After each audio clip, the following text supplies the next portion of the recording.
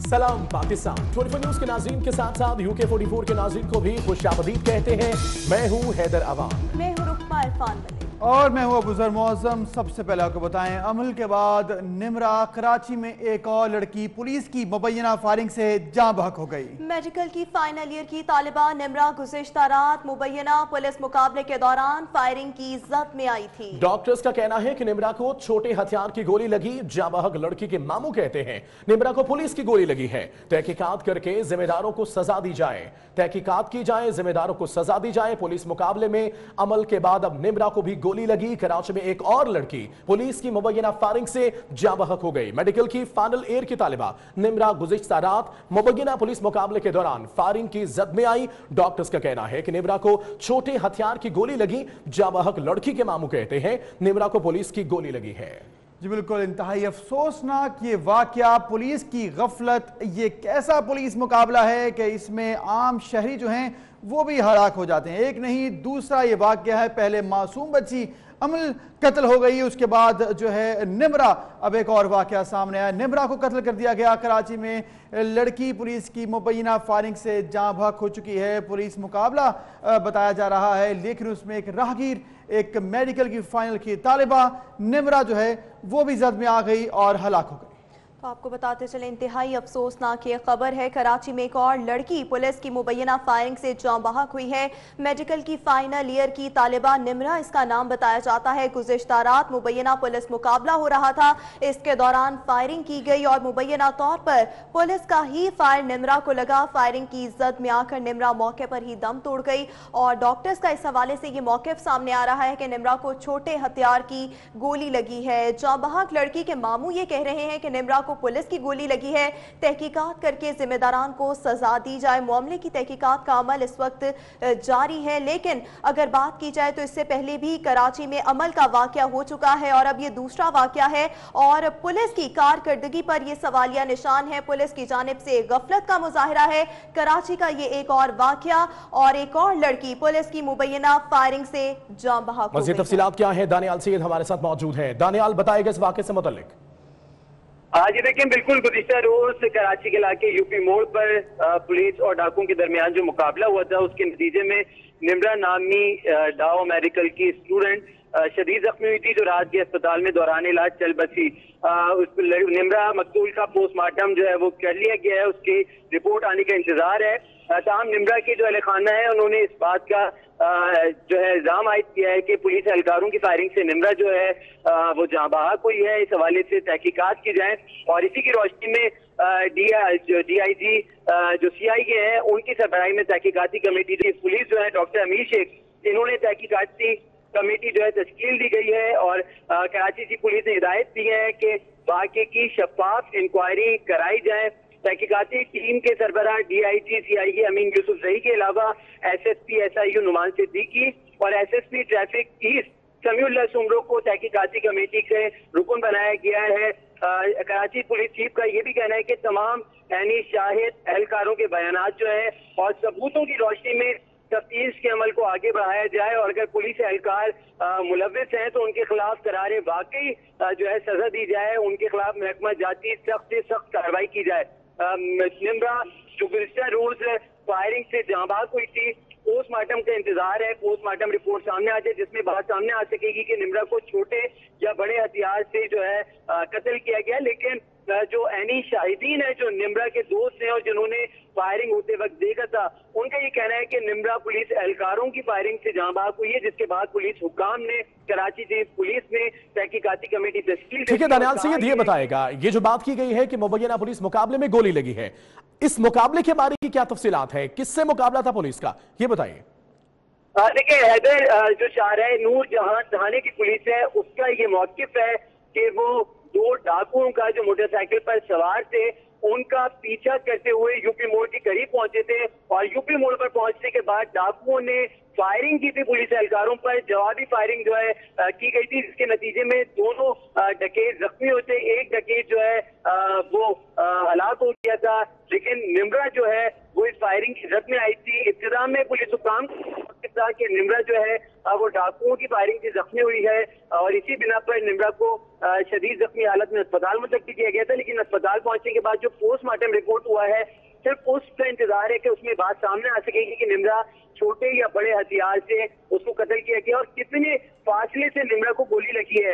लेकिन दूसरी जानिब जो वाकई के ऐनी शाहिदीन हैं, उनका ये मौक़िफ़ है कि निम्रा जिस मकान पे खड़ी थी, जिस रक्षे में थी, उसके पीछे पुलिस एहलकार भागते हुए आ रहे थे और पुलिस एहलकारों की फायरिंग से निम्रा जहां बाग हुई। और इस वाकये की मुकम्मल तहकीकात के लिए कराची पुलिस चीफ ने तहकीकाती कमेटी तश्कील दी है, जिसके सरबराह DIG CIA को मुंतखब किया गया है और कहा यह गया है कि 24 घंटे के अंदर निम्रा के कत्ल की जो रिपोर्ट है वो पेश की जाए। और साथ ही साथ कराची पुलिस चीफ ने यह भी कहा है कि अगर इस वाकये में पुलिस एहलकार मुलव्विस है तो उनको भी गिरफ्तार किया जाए और गिरफ्तार करने से कबल इन एहलकारों को हिरासत में लिया जाए और इनसे तफ्तीश की जाए और ऐनी शाहिदीन जो है, जो करीब में लगे CCTV कैमरे फुटेजेस हैं, उनको भी हासिल किया जाए और इस वाकये की शफाफ इंक्वायरी अमल में लाई जाए।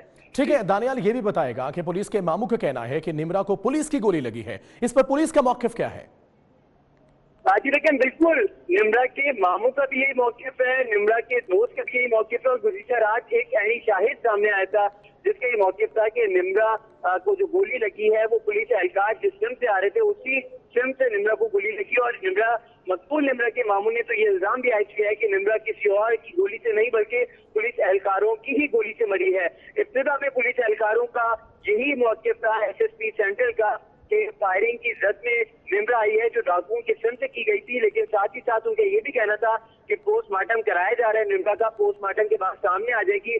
लेकिन कराची पुलिस चीफ डॉक्टर अमीर शेख जो है वो इन तमाम पोस्टमार्टम से कबल ही उन्होंने तहकीकाती कमेटी तश्कील दे दी। उनका ये कहना है कि अगर पुलिस एहलकारों की गोली से निम्रा मरी तो उन एहलकारों के खिलाफ सख्त से सख्त कानूनी कार्रवाई अमल में लाई जाएगी। सिर्फ निम्रा का मामला नहीं है दर, इससे कबल भी कराची में अमल नामी बच्ची पुलिस एहलकारों की फायरिंग से जहां भाग हुई थी, मकसूद नामी नौजवान भी पुलिस एहलकारों की फायरिंग से जहां भाग हुआ था, इंतजार नामी नौजवान भी पुलिस एहलकारों की फायरिंग से जहां भाग हुआ था। तो मुतादिद ऐसे केसेस हैं जो पुलिस ने मुकाबले के दौरान डाकू तो पुलिस की गोली की जद में नहीं आते, लेकिन जो गुजरने वाले राहगीर होते हैं वो पुलिस एहलकारों की फायरिंग से जाबाज हो जाते हैं। जिस पर पुलिस के आला हुकाम ने एक SOP भी बनाई थी, पुलिस एहलकारों को खास ट्रेनिंग भी दी गई थी कि किस तरीके से सड़क पर जब मुकाबला हो तो किस तरीके से मुलजिमान से, डकैतों से निपटा जाए।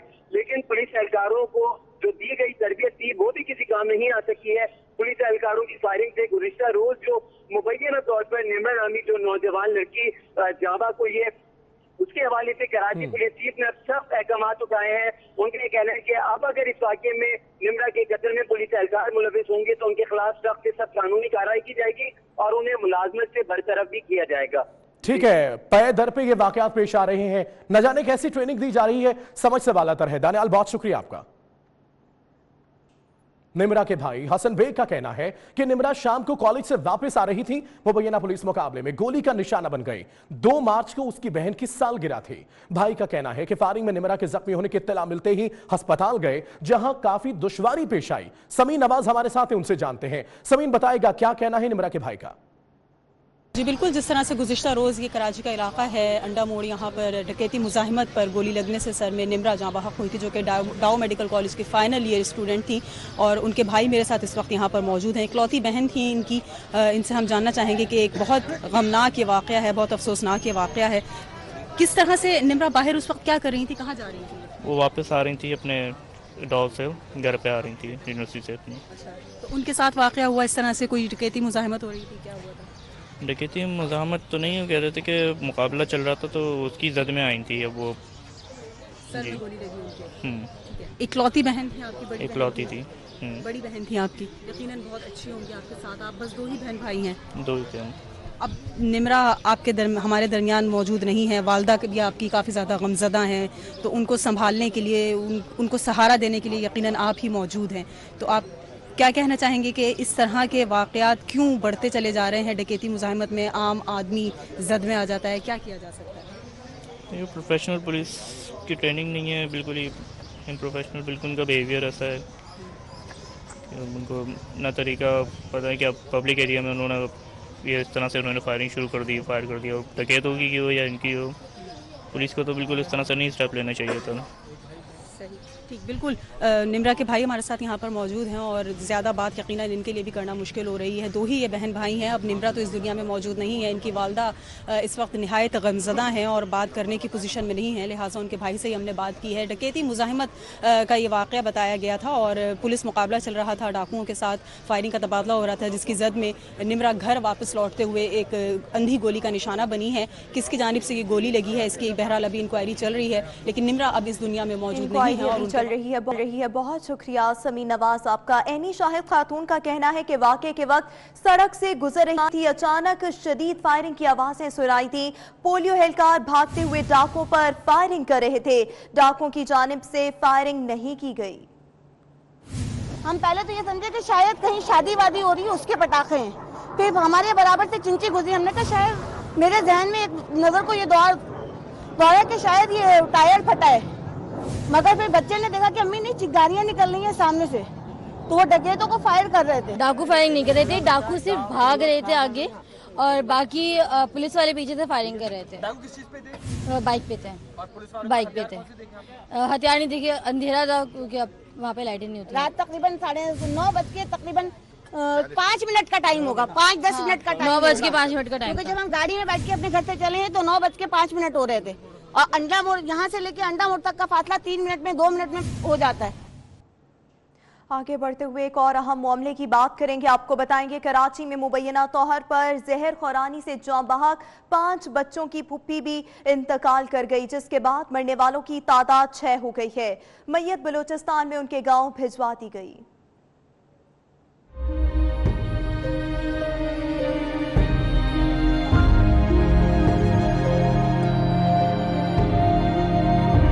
कराची में मुसरे सेहत खाना खाने के बाद जाँ बहक होने वाले बच्चों की फुप्पी भी दम तोड़ गई। अहले खाना के मुताबिक बच्चों की फुप्पी 28 साला बीना का इंतकाल सुबह 5 बजे हुआ। बीना को गुज़िश्ता रोज मुजरे सेहत खाना खाने के बाद हालत गैर होने पर अस्पताल पहुंचाया गया था, जहां वो जेरे इलाज थी। गुज़िश्ता रोज हालत मजीद बिगड़ने के बाद इन्हें फौरी तौर पर ICU मुंतकिल किया गया, लेकिन वो जान पर साबित न हो सकी। अहले खाना के मुताबिक मैयत को सुबह बलूचिस्तान में वाक़ इनके गाँव रवाना कर दिया गया है। जुमेरात को बलूचिस्तान के जिला पशीन से आए एक खानदान के अफराद ने निजी रेस्टोरेंट से खाना मंगवा कर खाया, जिसके बाद इनकी तबीयत बिगड़ गई और चंद घंटों बाद ही 5 बच्चों की मौत वाक़ई हो गई। बच्चों की लाशों के पोस्टमार्टम के बाद सैंपल्स केमिकल तज्जिये के लिए भेज दिए गए हैं। तज्जिये के बाद ही बच्चों की अमवात की वजह का तायुन किया जा सकेगा। गुज़िश्ता रोज कराची में जहरीला खाना खाने से जहाँ बहक होने वाले 5 बच्चों की नमदापशीन के खानोजई में अदा कर दी गई है, जिसमें सूबाई वज़रा और अमादीन इलाका की कसीर तादाद ने शिरकत की है और बड़ी तादाद ही इलाका मकीनों की सोगवारान की, और इसके साथ साथ सूबाई वज़रा और अमादीन इलाका की भी कसीर तादाद ने शिरकत की। ये मनाजिर हमसे कुछ देर पहले के जब नमाज जनाजा अदा की गई।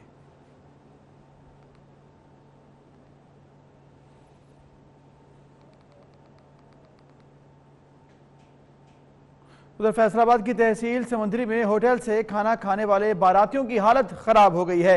एक ही खानदान के 8 अफराद को सिविल अस्पताल समुंदरी मुंतकिल कर दिया गया है। बारातियों का ताल्लुक मुरीद वाला से बताया जा रहा है। तो ये मामला पेश आया है फैसलाबाद की तहसील समुंदरी में, जहां पर होटल से खाना खाने वाले बारातियों की हालत बिगड़ गई है और एक ही खानदान के 8 अफराद हैं जिनको सिविल अस्पताल समुंदरी में इस वक्त मुंतकिल किया गया है।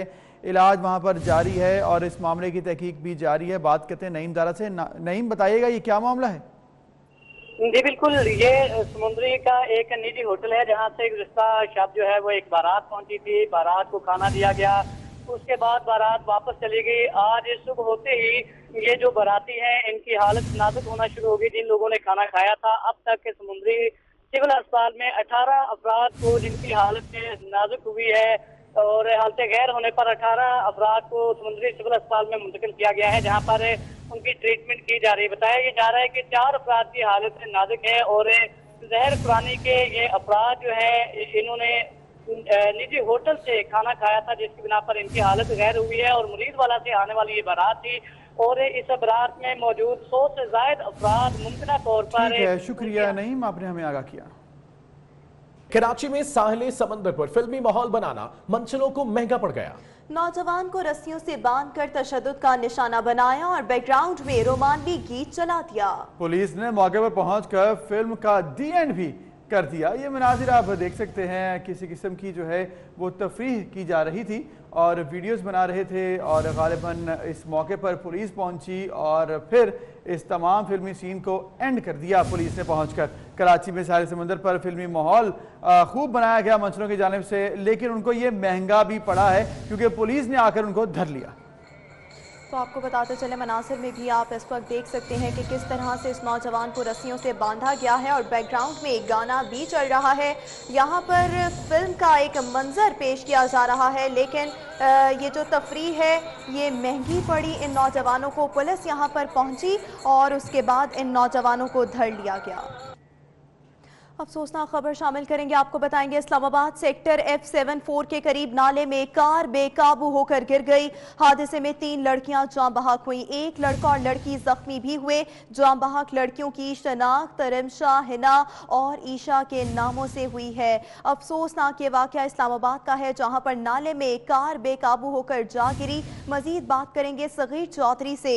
सगीर, आगाह कीजिएगा, ये अफसोसनाक हादसा कब और कैसे पेश आया? के इलाके F74 पर्वत रोड पर जो है वो बहुत ही अफसोसनाक हादसा पेश आया और उस हादसे के नतीजे में 3 खवातीन जो थीं वो जाँ बहक होंगी, जबकि एक नौजवान और एक खातून जो है वो उसमें शदीद ज़ख्मी हुए। हादसा किस तरह से पेश आया और इस हवाले से मुख्तलिफ इतलात हैं। ये पर्वत रोड का वो नाला है जहाँ पर ये हादसा पेश आया। नफीस राय दिखाएंगे कि ये नाला है और कितनी गहराई के साथ ये जो नाला है वो यहाँ से सड़क से तकरीबन कोई 20 फीट से भी ज़्यादा जो है वो ये गहरा नाला है। यहाँ पर गाड़ी जो है वो बेकाबू होकर गिरी है और उस गाड़ी के गिरने की वजह से उसमें जो ख़वातीन थी 3, जिसमें बताया जा रहा है कि एक ईशा थी, एक हिना थी और एक रिमशा थी। रिमशा जो है वो कह रहे हैं कि मुबैना तौर पर गाड़ी चला रही थी। पुलिस का कहना है कि वो मोबाइल सुन रही थी और रात तकरीबन 3 बजे का टाइम था।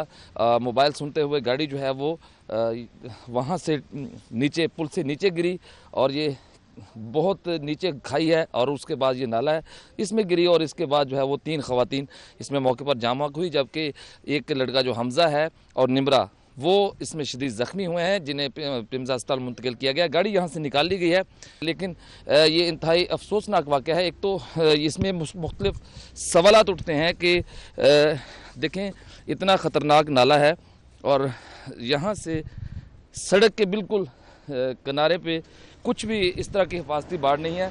ये देखें, ये नाले में ये छोटा सा एक जंगला लगाया गया है और वो भी चंद फीट का है। इसके बाद यहाँ पर कोई हिफाजती बाड़ नहीं है।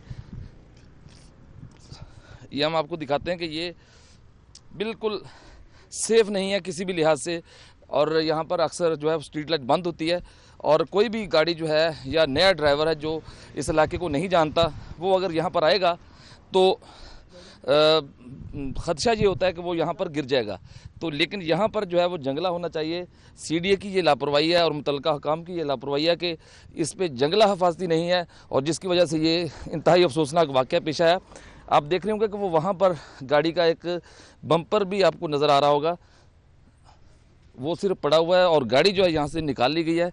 अब पुलिस का ये कहना है कि वो तफ्तीश कर रही है कि हादसे की क्या वजूहत हो सकती हैं। ताहम हादसा इब्तदाई तौर पर जो है वो तेज़ रफ्तारी और जो ड्राइवर है जिसको खातून चला रही थी उसके मोबाइल सुनने की वजह से पेश आया। चीफ सगीर चौधरी आपका शुक्रिया। उधर इस्लामाबाद की F8 कचहरी में 2 ग्रुपों में तसादम हुआ। एक ग्रोह ने दूसरे ग्रोह को देखकर हवाई फायरिंग कर दी। पुलिस ने फायरिंग करने वाले ग्रोह के 7 मुलजिमान को मौके से ही गिरफ्तार किया, साथ साथ उनका असलहा भी जो है वो भी गिरफ्तार किया। मुलजिमान के खिलाफ थाना मागरा में ही कत्ल का मुकदमा दर्ज हुआ था, तो असला जो है वो भी पकड़ लिया गया है और साथ साथ मुलजिमान को भी गिरफ्तार कर लिया गया है।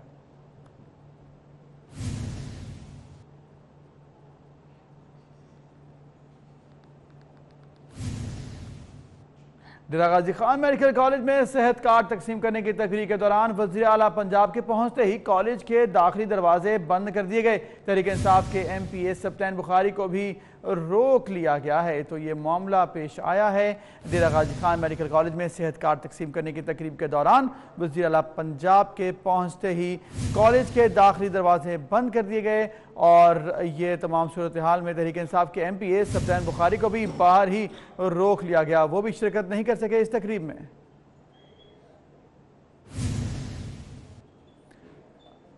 आप देख सकते हैं मनाजिर, तकरीब किया गया, वहीं पर MPA जो हैं उनको भी इस तकरीब में जाने से रोक दिया गया और इसके साथ साथ दीगर जो हाज़रीन आना चाहते थे वहाँ पर मौजूद उनको भी रोक दिया गया और तमाम जो शिरकत करने वाले अफराद थे वो भी ना जा सके। इसके साथ साथ वहाँ पर MPA जो हैं उनको भी रोक लिया गया है। तो ये मामला पेश आया है डेरा गाजी खान मेडिकल कॉलेज में। आज जब सेहत कार्ड तकसीम करने की तकरीब हुई तो इस दौरान वज़ीर आला के पहुँचते ही कॉलेज के दाखिली दरवाजे बंद कर दिए गए। तहरीक इंसाफ के MPA सब्तैन बुखारी को भी इस मौके पर रोक लिया गया, उनको भी जाने की इजाज़त ना मिली। इसके साथ साथ दीगर अफराद भी जो थे उनको भी बाहर रोक लिया गया।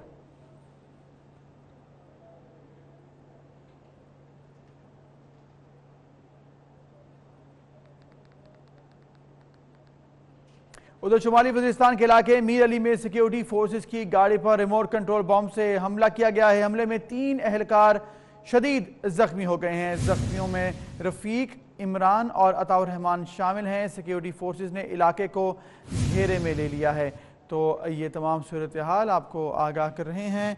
शुमाली वज़ीरिस्तान का इलाका है मीर अली, जहाँ पर सिक्योरिटी फोर्सेस की गाड़ी पर रिमोट कंट्रोल बॉम्ब से हमला किया गया। हमले में 3 एहलकार शदीद ज़ख्मी हो गए। ज़ख्मियों में रफ़ीक, इमरान, अताउर रहमान शामिल हैं, जबकि सिक्योरिटी फोर्सेस ने इलाके को घेरे में ले लिया है। आपको आगाह करें तमाम सूरत हाल। शुमाली वज़ीरिस्तान का इलाका है मीर अली और वहाँ पर सिक्योरिटी फोर्सेस गाड़ी पर रिमोट कंट्रोल बॉम्ब से हमला किया गया। भारतीय इंटेलिजेंस एजेंसी रॉ के साबिक सरबराह AS दलित ने भी नरेंद्र मोदी को खरी खरी सुना दी। दलित कहते हैं कि मोदी पहले तोले फिर बोले, पाकिस्तान के साथ जंग कोई पिकनिक नहीं। रॉ के साबिक सरबराह ने खदशे का इजहार करते हुए कहा मोदी सरकार के इश्तियाल अंगेज बयानात की मजम्मत की और कहा कि मोदी के बयानात को हमारी आने वाली नस्लों को भुगतना पड़ सकता है। उन्होंने कहा कारगिल का एक महदूद जंगी महाज था, जबकि लाहौर, अमृतसर और मुजफ्फराबाद बहुत गुंजान आबाद हैं। उन्होंने मोदी सरकार से सवाल किया, क्या आप जानते हैं इसका अंजाम क्या होगा? उन्होंने कहा कि आज के हथियार बदल चुके हैं, इसलिए होश के नाखून लें।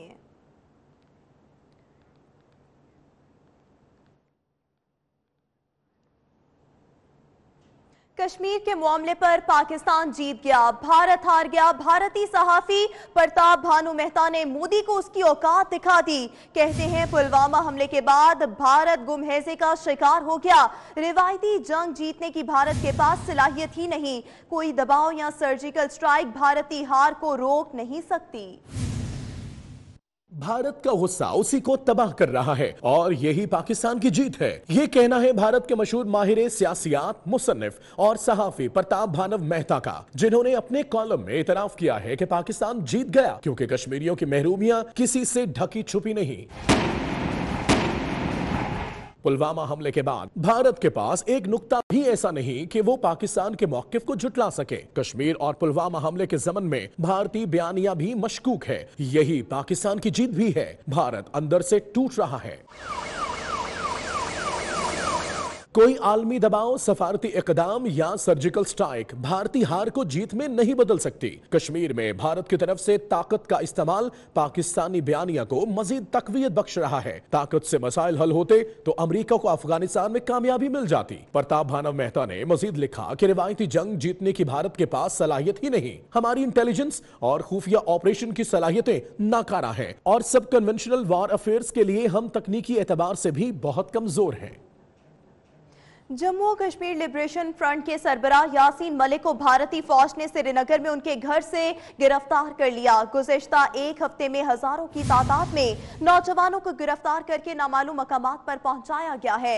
यासीन मलिक की गिरफ्तारी आज सुबह अमल में आई और इस दौरान उनके घर को भारतीय सिक्योरिटी फोर्सेस ने चारों तरफ से घेर लिया था। आपको बताते चले कि जम्मू और कश्मीर लिबरेशन फ्रंट के सरबराह यासीन मलिक को भारतीय फौज की जानिब से गिरफ्तार किया गया। श्रीनगर में उनके घर से ये गिरफ्तारी अमल में आई। आज सुबह उन्हें भारतीय सिक्योरिटी फोर्स की जानिब से गिरफ्तार किया गया।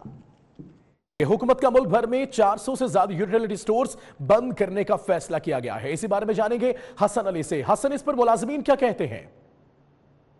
जानिब से utility stores corporation of Pakistan को जो बेल आउट पैकेज फराहम करने का वादा किया गया था, वो वादा तो पूरा ना किया हुकूमत ने, लेकिन मुल्क भर के जो तकरीबन 400 से ज़ायद यूटिलिटी स्टोर्स हैं जिनकी सेल कम है, उनको जो है वो बंद करने जारी है और इस हवाले से अहकाम जो है वो जारी कर दिए गए हैं। इस हवाले से जो मुलाजमीन हैं उनमें तशवीश की लहर दौड़ गई है और उनका यही कहना है कि हुकूमत को ये चाहिए कि वो अपना वादा पूरा करे। जो बेल आउट पैकेज हुकूमत ने वादा किया था utility stores corporation of Pakistan को फराहम करने का, वो फराहम करे और प्रोक्योरमेंट का अमल ताकि शुरू हो सके, क्योंकि प्रोक्योरमेंट का अमल शुरू होगा, अशिया की ख़रीदारी शुरू होगी तो ही सेल जो है वो बढ़ सकेगी। उनका यही कहना है कि हुकूमत की जानिब से जो वादा पूरा नहीं हुआ उसके ज़िम्मेदार मुलाजमीन नहीं है और किसी भी सूरत में जो स्टोर्स हैं ये बंद नहीं होने चाहिए, क्योंकि आज अगर हुकूमत 400 से ज़ायद स्टोर बंद करी है तो आइंदा 3 माह के बाद मज़ीद स्टोर जो है वो बंद किए जाएंगे, जिससे मुलाजमीन की जो मुस्तकबिल है, जो मुलाजमतें हैं वो ख़तरे में पड़ सकती हैं। उनका ये कहना है कि हुकूमत को चाहिए कि वो जो इस हवाले से फ़ौरी तौर पर